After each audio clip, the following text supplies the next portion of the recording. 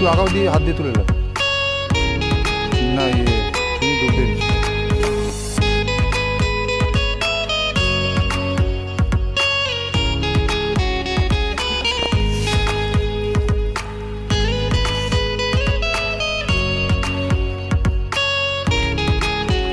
হাত দিয়ে তুলে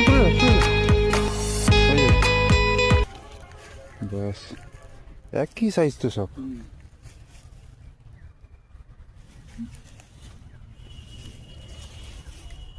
থাক ওটা থাক। আরে কাপড় দে, ওই সে কাগজটা দে।